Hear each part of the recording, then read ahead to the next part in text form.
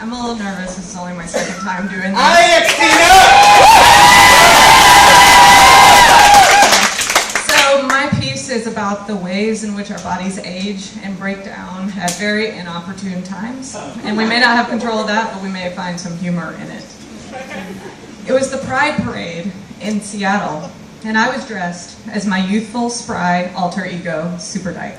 In my uniform of boots, a cape, and sunglasses adorned with a gigantic rainbow on top.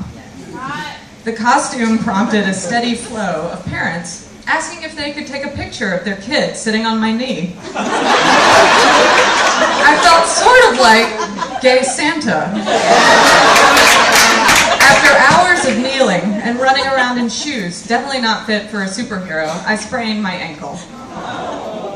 I also worked at a youth center, and later that day, we had a pride party with a bouncy house. Once the youth cleared out, I wrapped up my ankle and began jumping. After only a short time, I heard what sounded like raindrops drizzling on plastic. I looked around and realized that the downward force of jumping had caused me to leak enough pee that I soaked through my Super Dyke costume.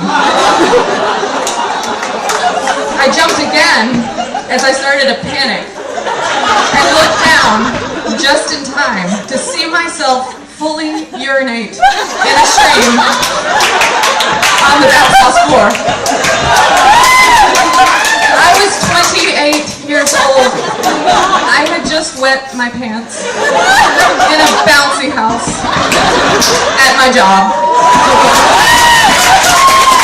Fortunately, I was also alone, so I dried the pee with my damp shorts and waddled to my coworker to say, I have to go home now. I just peed in the bounce house. Not comprehending the severity of this new incontinence problem, she looked confused and responded, why didn't you just run to the bathroom? I explained that the pains of bodily decline had reached me in an embarrassing capacity, and that I would need to change out of my Kermit the Frog underwear before I could answer that question. Later that day, having changed into fresh shorts, I joined my friends at the Wild Rose. After a weekend of Pride festivities, I was totally exhausted and started crying. My face was smeared with rainbow paint. I had peeling stickers on my dirty Super Dyke t-shirt, and my foot was wrapped into my flip-flops with a grimy, brownish mound of tape. Everyone fears being labeled the Dyke with drama, crying at the Wild Rose. Can you imagine the humiliation? Who wants to be a sobbing gay superhero in a ratty costume who wets her pants?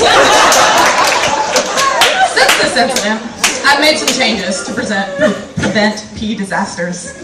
For example, the first time I went to the trampoline fun center after the accident, my friend asked me why I went to the bathroom 4 times before getting on the trampoline.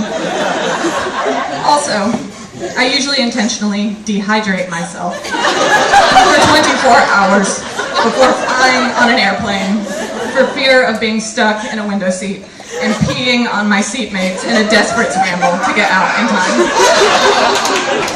And finally, at times I have set my alarm clock twice during the middle of the night just to frantically get out of bed to check for wet spots.